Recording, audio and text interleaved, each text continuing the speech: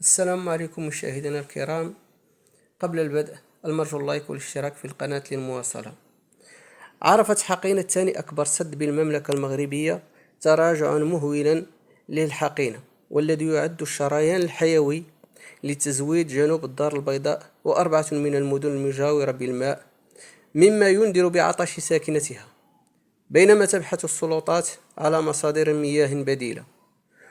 وتراجع المخزون المائي لسد المسيرة بسطات بشكل حاد نتيجة لتراجع التساقطات المطرية في السنوات الأخيرة وارتفاع درجات الحرارة المستمر بسبب تداعيات التغير المناخي العالمي. وإلى جانب الجفاف، يستمر عدد من الفلاحين والمزارعين المجاورين لسد المسيرة بإقليم سطات في زراعة البطيخ الأصفر والأحمر رغم قرارات المنع المتواصلة التي أصدرتها وزارة الداخلية سابقا. وتبلغ حقينة سد المسيرة وفق المعطيات التي قدمتها المديرية العامة لهندسة المياه بتاريخ اليوم 1.77%، أي بحجم 47.2 مليون متر مكعب من المياه، مقابل 4.2%، أي 112.3 مليون في نفس المدة في السنة الماضية. ويبلغ الحجم العادي لسد المسيرة وفق المعطيات الرسمية 2.657 مليون متر مكعب. وتعد المياه الأمطار المصدر الأساسي لتزويده،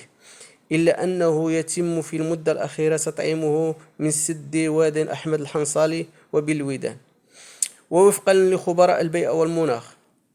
فإن هذا الوضع ينذر بكارثة إنسانية قد تؤثر على ملايين السكان في جنوب العاصمة الاقتصادية الدار البيضاء والمدن المجاورة لهذا الصرح المائي،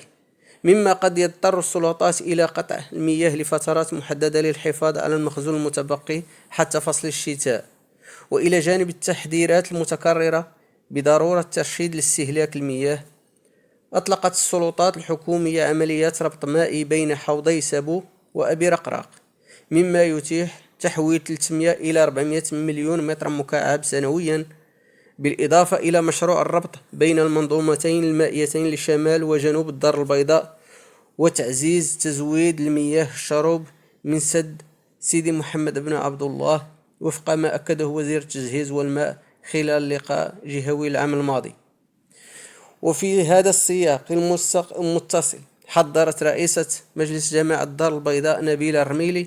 من خطورة الضغط المستمر على سد أبي رقراق بعد نضوب سد المسيرة، الذي كان المزود الرئيسي للدار البيضاء بالماء الصالح للشرب. وأكدت عمدة العاصمة الاقتصادية أن البحث عن حلول بديلة لتوفير الماء للمدينة سيكون عبر الربط مع محطة تحلية المياه البحر التابعة للمكتب الشريف للفوسفات. وأشارت الرميلي في خلال أشغال الدورة الاستثنائية للمجلس يوم الأربعاء إلى أن الجماعة تعمل جاهدة لمحاولة عدم الضغط على سد أبي رقراق، وذلك من خلال عدة إجراءات استعجالية خلال الأشهر القليلة الماضية لتفادي قطع الماء الصالح للشرب بالجهة الجنوبية. وكشفت المعطيات مدى خطورة الوضعية المائية التي وصلت إليها حقينة سد المسيرة المزود الرئيسي لجهة الدار البيضاء سطات وعدد من المدن المجاورة بالمياه الصالحة للشرب والسقي. ويعيش سد المسيرة وضعا كارثيا، حيث لا يتعدى مخزونه المائي 50 مليون متر مكعب، أي ما يعادل نسبة ملء تصل لأقل من 2%، علما أن مخزون سد المسيرة يصل إلى أكثر من ملياري متر مكعب، وهو السد الذي يعتبر ثاني أكبر السدود وطنيا، حيث يغطي حاجيات مياه الشرب والسقي والمياه الموجهة للاستخدام الصناعي لمناطق جنوب الدار البيضاء ومدن سطات والجديدة وآسفي وأزمور ومراكش والنواحي، مما يعني أن الملايين من الساكنة التي تتزود من هذا السد بالمياه سيهددها بالعطش في الشهور القادمة، وقد يتم اللجوء إلى قطع الماء عنها لساعات للحفاظ على مخزونه إلى فترة فصل الشتاء. صحيح أن الجفاف وقلة التساقطات المطرية لهذه السنة رفعت حدة القلق لدى المغاربة، لكن ما يزيد من مخاوفهم هو غياب دور ملموس وفعال للوزير المشرف على قطع الماء على مستوى جهة الدار البيضاء الكبرى، حيث وجب عليها التحرك بعد تقرير خطير أذاعته القناة الثانية، ويوضح بشكل كبير عمق الأزمة التي يمر منها سد المسيرة وتأثيره مستقبلا على ساكنة المدن عوض انتظار معجزة.